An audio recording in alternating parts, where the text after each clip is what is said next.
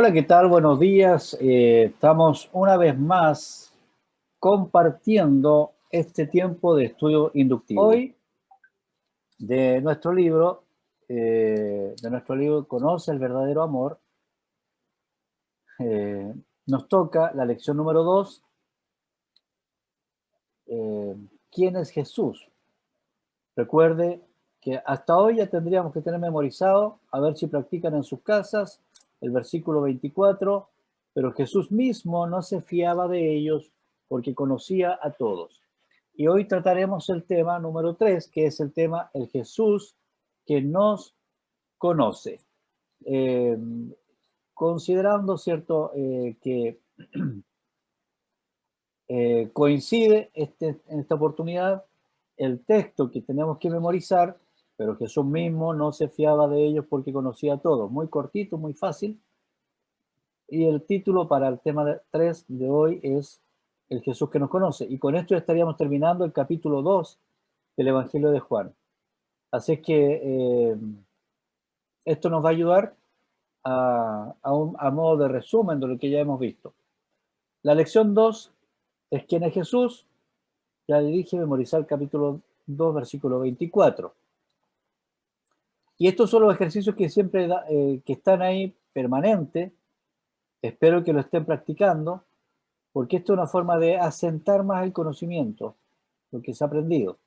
Comparte lo que significa para ti que Jesús te abrace con ternura, considerando que Jesús manifiesta su amor, su verdadero amor, en esa relación hermosa que tiene Jesús con María, su mamá.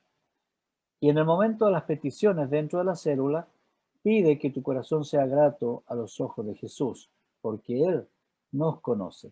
Este es el texto que es base para el estudio de hoy. Estando en Jerusalén, en la fiesta de la Pascua, muchos creyeron en su nombre, viendo las señales que hacía. Pero Jesús mismo no se fiaba de ellos porque conocía a todos y no tenía necesidad de que nadie le diese testimonio del hombre, pues él sabía lo que había en el hombre. Entonces, eh, recordemos el contexto. Hemos estado viendo que Jesús fue a la fiesta de la Pascua en Jerusalén y se enfadó bastante con lo que estaba ocurriendo ahí. Eso dio origen para que nosotros pensemos en que en una próxima vamos a hacer un taller que va a tener que ver con las finanzas familiares de la iglesia, personales, ¿no? Pues eso, ¿qué dice la Biblia acerca de eso? Ese está pendiente, lo vamos a hacer, no piense que nos olvidamos de eso. Pero genera este enojo de Jesús y Juan, que tiene la delicadeza de poder explicarnos, él nos cuenta la escena, nos cuenta la historia, lo que pasó, y luego nos da una explicación espiritual al asunto. Y la explicación que nos está dando acá es que Jesús hizo muchas señales, no dice qué señales, pero hizo muchas señales en la fiesta de la Pascua, y eso produjo que muchos creyeran en él. Ahora uno podría decir que rico, mucha gente está creyendo en el Mesías, entonces Jesús debe estar tremendamente feliz. Pero el versículo 24 sorprende, porque a pesar de que muchos estaban creyendo en él, Jesús mismo no se fiaba de ellos porque conocía a todos. Que no es que los conocía porque se había criado juntos solamente, sino que conocía lo que había en el corazón del hombre, porque el 25 lo aclara. Por si alguien pensara que ese conocer se refería a que no, si yo conozco dónde vive, sé dónde está. No, hay un conocimiento más profundo y lo aclara el versículo 25. No tenía necesidad de que nadie le diese testimonio del hombre, pues él sabía lo que había en el hombre. Entonces, este texto es un poco triste porque Jesús está enfadado. Hay gente que está creyendo en él y aún en los que creen en él, Jesús no se confía. Muchos creyeron, las palabras que destacamos acá, pero Jesús no se fiaba. Entonces, esto es para reflexionar en este estudio. La palabra fiar, la palabra fiar, eh, pisteuo, es tener fe en la persona. Eh, es darle crédito. Yo te creo. Es decir, muchos creyeron en Jesús, pero Jesús no creía en ellos. No tenía fe en lo que estaba pasando en ellos. Entonces, esto nos lleva a una pregunta. ¿Por qué? ¿Por qué Jesús, en lugar de alegrarse, porque había gente que estaba creyendo en él, estaba incrédulo, no se fiaba de ellos? Dice Juan, da la explicación porque conocía a todos. Ah, los conocía porque se criaron juntos. No solamente. No tenía necesidad de que nadie le diera testimonio del hombre. El gran problema es que él sabía lo que había. Se me fue para arriba la línea. Él sabía lo que había en el hombre.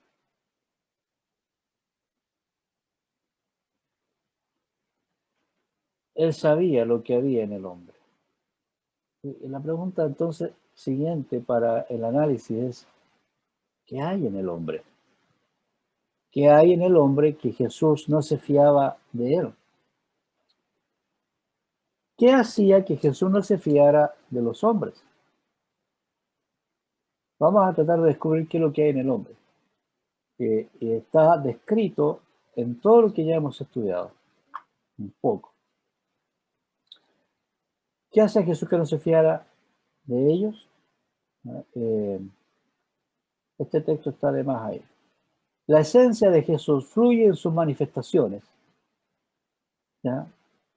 Cuando Jesús se comienza a manifestar en los relatos de Juan, va fluyendo la esencia de Jesús y nosotros la hemos ido descubriendo a través del estudio. En Juan 1.1 nosotros descubrimos al Jesús preexistente. En el principio era el verbo y el verbo era con Dios y el verbo era Dios. Entonces Juan nos muestra que Jesús existía antes que todas las cosas y eso lo fundamenta.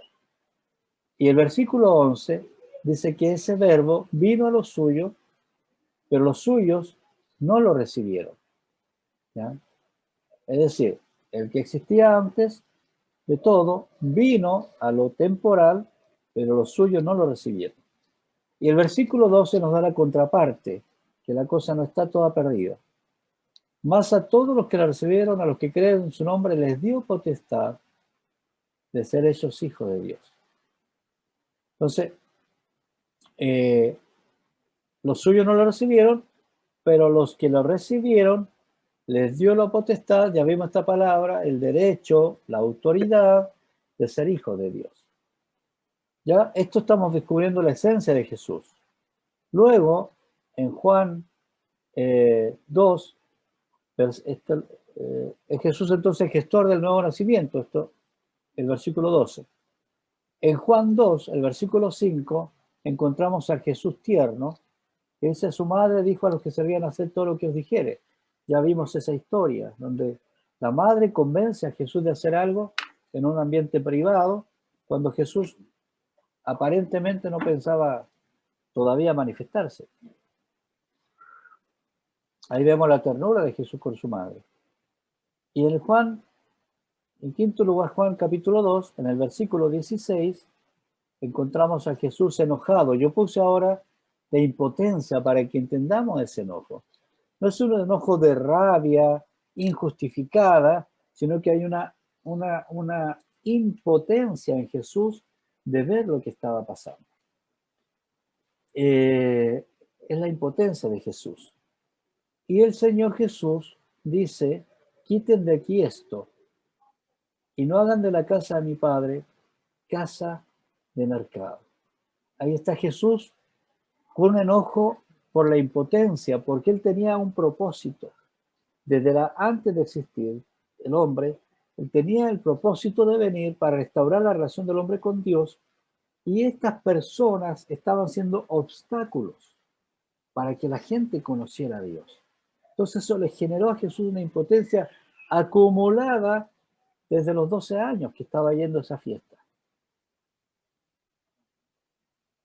Juan 2.24, número 6, habla de Jesús que nos conoce. Pero Jesús mismo no se fiaba de ellos porque conocía a todos. Lo curioso acá es que no está hablando precisamente de los fariseos y de los sacerdotes, que eran los religiosos que se le oponían directamente.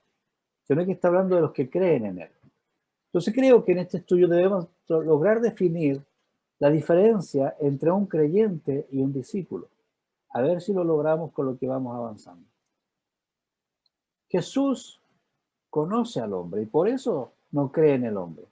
En el principio, recordemos, el verbo se hizo carne. En el principio era el verbo y el verbo se temporalizó, se hizo temporal haciéndose carne. ¿Ya? Entonces, si el Señor estaba desde antes de que se creara el hombre, entonces cuando el Señor hace al ser humano, cuando Dios dice, hagamos al hombre, está Jesús involucrado fabricando al hombre. Pero también el mismo Jesús es el que logra ver cómo el ser humano desobedece en Génesis 3:7. Cuando el hombre desobedece, dice que le fueron abiertos los ojos negativamente porque entró en vigencia el pecado. Justo lo que Dios no quería que ocurriera, entró en vigencia el pecado en Génesis 3:7. Y el hombre que vive en oscuridad prefiere la oscuridad. Juan 1:11, a los suyos vino y los suyos no lo recibieron. Entonces Jesús conoce al hombre. Juan, en el capítulo 1, nos da como el índice de todo lo que después va a desarrollar. Y estamos justamente en el proceso del desarrollo aquí en el capítulo 2. No olvidemos eso. Y Juan 3:19, que lo vamos a estudiar próximamente, es Jesús mismo que dice, y esta es la condenación, que la luz, es decir, Jesús, el verbo, vino al mundo y los hombres, los suyos, amaron más las tinieblas que la luz,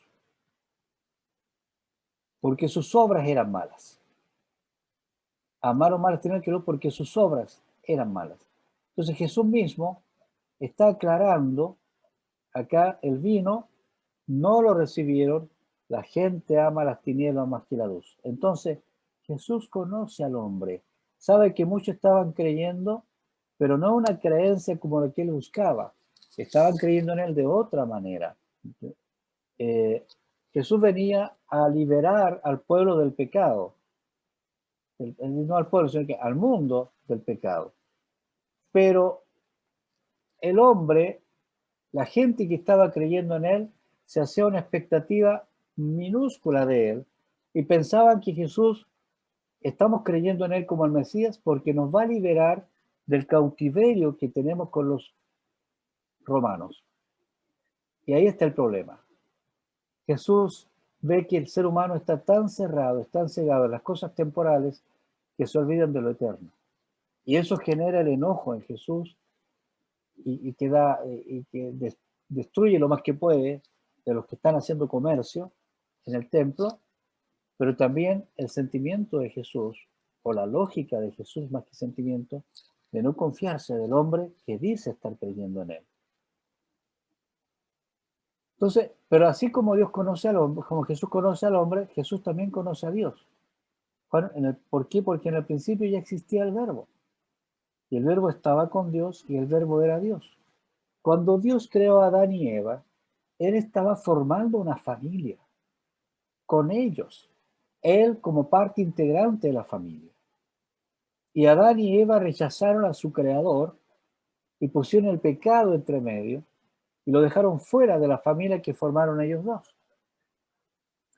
Luego Jesús viene para restaurar las cosas, pero tampoco lo quieren recibir porque lo reciben como un Mesías liberador de lo temporal. Entonces Jesús viene con el concepto de lo eterno, de lo trascendental, y el hombre quiere encasillarlo en lo temporal. Eso es un grado máximo de impotencia por parte de Jesús. Recordemos este cuadro, no sé si lo logran ver bien, parece que lo hice muy pequeñito, pero está en las otras presentaciones, no me acuerdo en qué lección, pero ya está hecho. Aquí tenemos la preexistencia de Jesús junto con Dios, creador, y vive en su mundo espiritual. El verbo crea todas las cosas, creó a Adán y genera esta vida terrenal. Que tenemos 1 y 2. Lamentablemente se genera un paréntesis en la eternidad. Es este paréntesis que yo destaco ahora. Este paréntesis donde acá se genera el tiempo. Y aquí entra el pecado, que está dibujado abajo, pero yo lo destaco acá arriba. ¿Ya? El pecado. ¿Ya? Este mismo verbo que está acá, lo vemos acá en esta figura, se hace el paréntesis, esto cae, baja, y Dios y Adán se rompe la relación entre ellos porque Adán la rompe, un manto oscuro llamado pecado separa al hombre de Dios y hay entonces se genera esta caída. Luego que se separa el hombre de Dios, Jesús, Dios mismo hecho carne, se encarna, el verbo se hizo carne y muere en la cruz, abriendo otra vez el camino de conducta, pero ya ahora por decisión propia. El que quiere permanecer en pecado, permanezca en pecado. Pero el que quiere superar el pecado y la condenación del pecado, aférrese a la cruz de Cristo y suba junto con Jesús a experimentar una vida con eternidad. Esto no tiene que ver con muerte. Una persona que recibe a Jesús en su corazón, la obra de Jesús en la cruz, inmediatamente comienza a vivir su vida eterna acá. Y por eso sus propósitos, el sentido, su objetivo, sus prioridades no tienen que ver con lo terrenal, como la gente pensaba de Jesús, sino que tienen que ver con lo celestial. Y eso está claro con la muerte de todos sus discípulos. Los discípulos renunciaron a todo, estuvieron dispuestos a morir. Está claro en aquellos que están dispuestos a entregar su vida por Jesús porque entienden que lo trascendente es haberse entregado a Jesús. Entonces, no necesitamos morir para comenzar la vida eterna. La vida eterna se comienza a disfrutar acá, cuando nosotros nos desligamos de las ataduras que nos produce lo temporal. ¿Qué es lo temporal? Todo lo que nace y muere aquí en esta tierra. Entonces, Jesús nos eleva y nos lleva otra vez, como que acá no ha pasado nada, hace este bypass llamada cruz para burlar el pecado, para vencer el pecado, para pagar el pecado, y vuelve a darnos la oportunidad de tener una vida eterna con Él. Eso Jesús tenía en mente cuando entró al templo a celebrar la fiesta de los judíos de la Pascua y ve que todo se centraba en lo temporal. Los sacerdotes estaban pendientes del dinero que a ellos les llegaba. La gente hacía su sacrificio porque había negocio de por medio, pero muy pocos estaban pendientes de buscar restablecer su relación con Dios. Eso genera el enojo de Jesús, la impotencia. Recordemos esta lámina. Los representantes de Dios solo se representan a sí mismos. Y ahí está el problema. Jesús está tratando de formar un nuevo tipo de personas que lo logra formando sus discípulos. Logra tener a lo menos 120 discípulos, que son los que estaban orando, ¿cierto? Después que Jesús murió y resucitó y ascendió. Jesús tiene contacto con la multitud, pero no se fía de la multitud. De estos no se fía. Muchos pueden decir, no, yo soy creyente, yo soy cristiano. Hasta hace unos años atrás se usaba el cristianismo. Este cristiano es como para decir la persona que tiene vida. Este vive, o sea, bueno, no, soy cristiano, ¿no? Bueno, obvio que eres cristiano si estás vivo. Ese es más o menos lo que la iglesia sembró como enseñanza en años atrás. Entonces, hay una multitud que puede creer en Jesús, pero no necesariamente son discípulos y no necesariamente están entregadas sus vidas al servicio religioso. Y ahora descubrimos que aquellos que tienen entregada su vida al servicio religioso, aunque suena bonito para algunos, no es necesariamente del agrado de Jesús. Por eso Jesús se molesta con los religiosos y no le cree a la multitud. Jesús tiene un propósito mayor. No viene a generar cultos multitudinarios, ni tampoco viene a instituir una religión para nombrar cierto tipo de religiosos.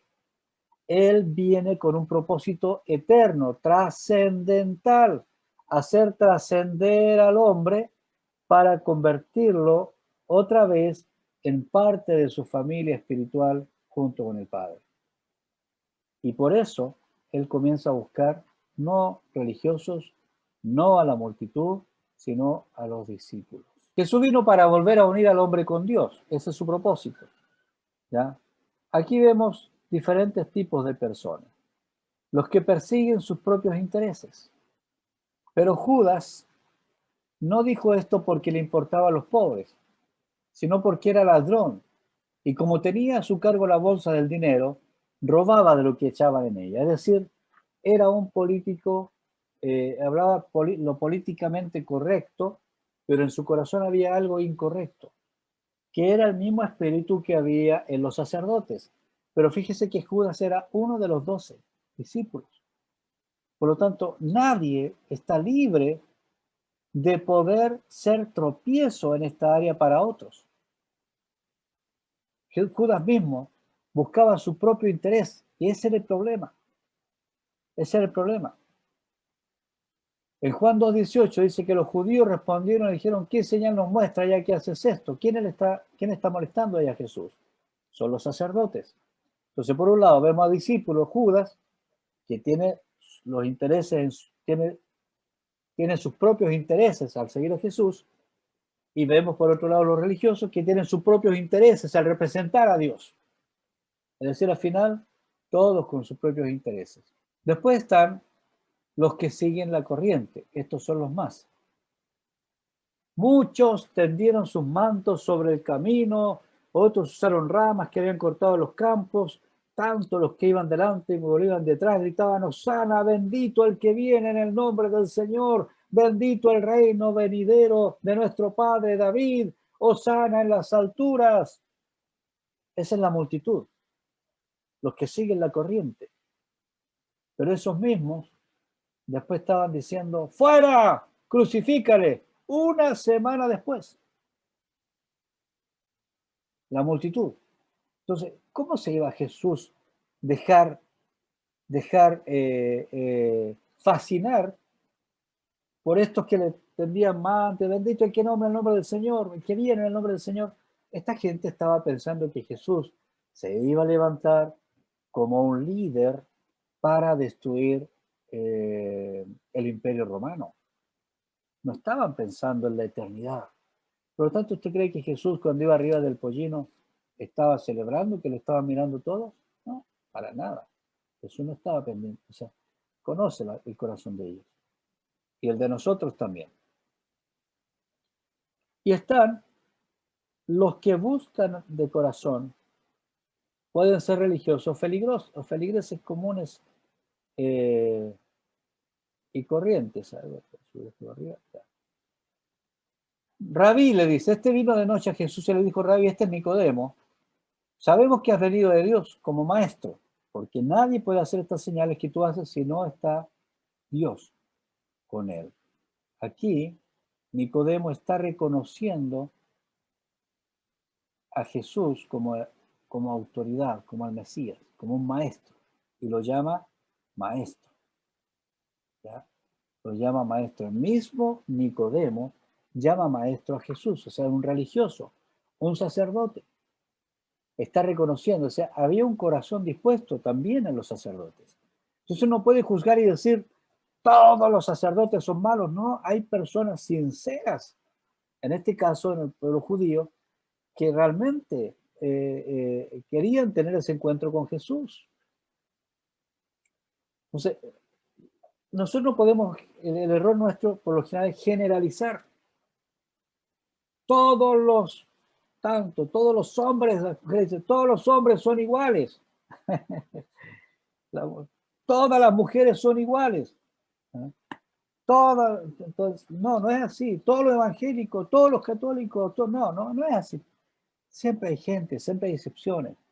Y el Señor Jesús se da tiempo para escuchar a estas excepciones. Fíjese con quién más se encuentra Jesús. Juan 4, y decían a la mujer samaritana, la mujer bastante vividora, ya no creemos solamente por tu dicho, porque nosotros mismos hemos oído y sabemos que verdaderamente este es el Salvador del mundo, el Cristo, los samaritanos. Entonces vemos gente sencilla, gente con conocimiento y autoridad, como los religiosos, pero también vemos gente sencilla que busca a Jesús y que tiene su encuentro con Jesús. Pero también de entre ellos, de entre este grupo de personas, surge este otro grupo que es mucho más selecto, que tiene un compromiso de obediencia hasta la muerte. ¿Ya? Entonces se acordaron de sus discípulos, que está escrito: el celo de tu casa me consume. ¿Por qué puse este texto? Hay otros más que se demuestra la fidelidad y la lealtad de los discípulos, pero acá, ¿qué estamos viendo? Que sobre estos discípulos hay una revelación especial de parte de Dios, que no se le revela a los que tienen sus propios intereses, no se le revela a los que siguen la corriente, no se le revela a los que creen, aunque con corazón sincero. No se le revela a estas personas. Estas personas, queridos, viven un tipo de religión o de iglesia que no es la que Jesús le agrada, aunque parezca bueno. Bueno, uno dice, bueno, Judas busca sus intereses, qué malo. Esto se deja llevar por la corriente, qué malo. Pero ¿qué pasa con los que le buscan de corazón? Están sinceros, pero si no están dispuestos a renunciar a todo por él, entonces no hay compromiso de obediencia, entonces no son discípulos. Por eso el grupo de Jesús que hizo fue un grupo selecto de 12 personas, y aún así uno le falló. Tuvieron que reemplazar al número 11 por el otro 12.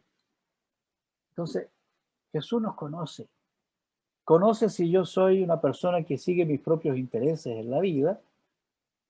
Conoce si yo soy alguien que se deja llevar por, oye, hoy día está bonito el clima, me gusta nublado, mañana me gusta el sol, y me dejo llevar por el que esté más cerca o porque me conviene en el momento.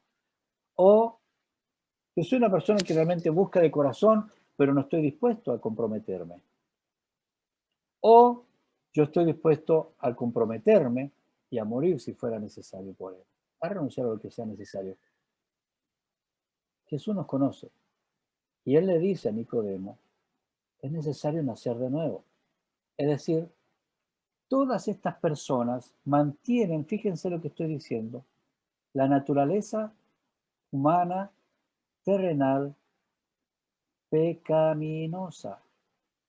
Todos estos la mantienen. Son personas. Aquí hay dos corrientes que no son tan malas: los que siguen la corriente y los que le buscan de corazón. Pero el Señor necesita otro tipo de personas, los que son verdaderos discípulos. Y muchos de esos no califican.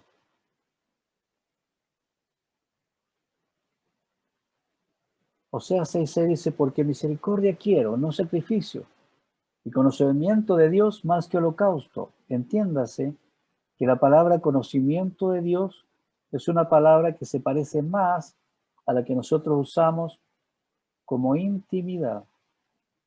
Es decir, una persona que es íntima de Dios. ¿No? Es íntimo de Dios. Es decir, yo quiero tener que la gente se acerque a mí y que personalmente tengamos intimidad en la oración, en la palabra, que conozca mi corazón y que imite mi corazón y que pueda realmente nacer de nuevo.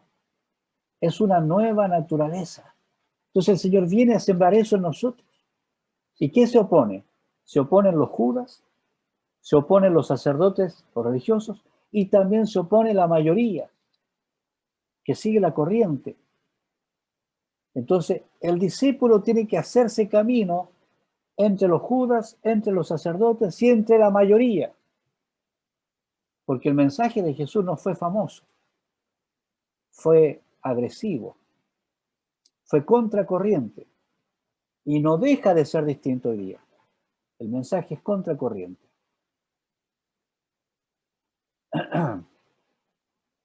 Juan 3:3, Jesús le responde a Nicodemo, de cierto te digo que el que no naciere de nuevo no puede ver el reino de Dios. Entonces, ¿por qué estos no pueden ver?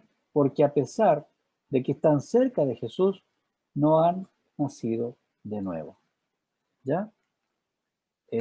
No han nacido de nuevo. Sigamos. Vamos a hacer el resumen ahora de lo que estamos viendo. Juan 1 es el prólogo. Aquí Juan nos da la introducción y nos da como una llave para diferentes principios de la teología que se descubre en Juan de Jesús. ¿Ya? Y lo que Jesús quiere hacernos de manera sencilla, el verdadero amor. ¿Ya? La teología de Jesús. Juan viaja mucho con el Jesús divino y desciende con el Jesús terrenal. Con el Jesús divino lo reconoce que esto se llama la cristología de arriba. El Jesús divino es el Jesús Dios, que Juan logra reconocer y descubrir por revelación de Dios. Pero también Juan era muy cercano a Jesús, entonces conoce el aspecto de Jesús terrenal. Y él lo condensa todo en Juan 1 y explica cómo va a desarrollar las historias en los siguientes capítulos. Y en Juan 2 vemos a un Jesús que tiene una aparición maravillosa en privado, tierna, cariñosa con su madre. Aparece en privado Jesús, ya con sus discípulos. Y luego tiene una aparición pública que es fuerte, impactante. Él llega de una vez y da vuelta las mesas de los cambistas, echa fuera los bueyes, las palomas, las deja sueltas, hace un escándalo mayúsculo, y entonces sin duda que eso se hizo saber por todo Israel, que había un hombre que había hecho tal acto, para algunos muy criticable, sin duda, sin respeto, y para otros, qué extraño, algo tiene este hombre, y hace su aparición en público. Y Juan va explicando que en la aparición en privado el Señor nos muestra su ternura, y en la aparición en pública yo diría, más que el enojo, la impotencia de estar en medio de esta gente. Recuerda que Jesús en algún momento, por la pluma de Marcos, dice, generación de víboras, ¿hasta cuándo tendré que estar entre ustedes? Es como que ya no aguanto más esta vida terrenal, no la soporto esta gente, ¿cómo es posible? Todos son víboras. Y nos está haciendo alusión ahí a lo que Pablo dice, de que por cuanto todos pecaron y están destituidos de la gloria de Dios, pero también está haciendo ejemplo de Génesis 3, cuando la serpiente engaña al ser humano y todos nos convertimos en una generación prácticamente de serpientes. Pero hay una advertencia acá. Jesús sabe lo que hace. Aunque conoce el corazón del hombre, él sabe lo que hace. Y el corazón voluble del hombre no va a impedir que Jesús cumpla su propósito de demostrarle a ese mismo hombre el amor, a esa misma humanidad, el verdadero amor de Dios. Cierro esta enseñanza haciendo esta... Creo que me salté, ¿o no? No me he soltado nada. Ya. Haciendo esta observación otra vez. ¿Ya? Jesús vino a descubrir, ¿ya?, a formar discípulos. Pero el discípulo es la minoría. La multitud y los religiosos son mayoría. Y por eso Jesús se molestó ahí. Jesús conoce a todos. Jesús sabe quiénes somos nosotros. Él sabe exactamente si somos religiosos, si somos de la multitud que nos dejamos llevar para donde nos lleve la corriente, o somos verdaderamente discípulos que vamos a cumplir el propósito de Dios en nuestras vidas. En nuestras vidas. Llegó un momento que mucha gente iba detrás de Jesús porque había visto las señales de Jesús, los panes y los peces, ¿se acuerdan? Que Jesús se voltea, lo vamos a revisar en su momento, y dice, bueno, ustedes me siguen a mí por los panes y los peces, por conveniencia, esa es la palabra. Me siguen porque les conviene.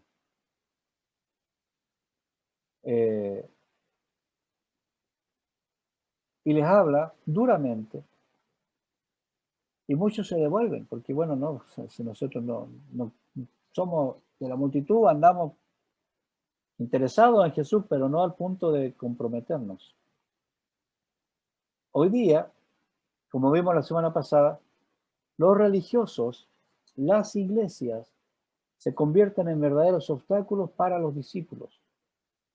En la evangelización, el peor obstáculo que tenemos para evangelizar a una persona son la gente de la multitud y los religiosos. Porque muchos religiosos hoy día hablan por todos los canales que podamos encontrar, y muchos se atribuyen a ellos mismos la autoridad sobre los demás en cuanto a interpretar la Biblia, por ejemplo. Y usan mucho, cuando usted escucha estas palabras, muy seguido, todo aquel que diga que defiende la sana doctrina, grábeselo bien, seguramente está enfermo espiritualmente. Porque los que defendieron la sana doctrina en el tiempo de Jesús son los que crucificaron a Jesús. Los discípulos no entraron en disputa con nadie, ellos predicaron, y mientras predicaban fueron perseguidos, y obviamente que en la persecución más de algunos se defendió con argumentos bíblicos y de su experiencia, pero ellos no fueron provocando a nadie. Entonces nuestra tarea es presentar lo más transparente posible al Jesús del madero, al Jesús de Nazaret, y tratar de nosotros cómo podemos presentar a un Jesús que no conocemos. Entonces nosotros debemos examinarnos a nosotros mismos y decir, realmente yo conozco a Jesús, o estoy en la multitud, o estoy en los religiosos, y pedirle al Señor, Señor, yo quiero no ser solamente como Nicodemo, yo quiero ser como Pedro, quiero ser como Juan, tu discípulo amado, yo quiero que te reveles a mí. Jesús le dijo, bienaventurado eres Pedro, porque no te lo reveló hombre, sino desde el cielo viene esta revelación. Que el Señor vea nuestro corazón disponible y pueda Él también traer esa revelación a tu vida y a mi vida. A eso vino Jesús, a mostrarnos su verdadero amor para de nosotros hacer verdaderos discípulos. Con eso termino la reflexión de hoy. Jesús nos conoce y Él espera que nosotros nos entreguemos a Él de todo corazón, no solamente creyendo. Los demonios también creen y tiemblan, sino comprometiéndonos. Que no hay ningún discípulo que no haya abandonado algo por Jesús. Les invito a todos que por favor nos ayuden con esta publicación para que podamos seguir creciendo. Póngale like, suscríbase al canal.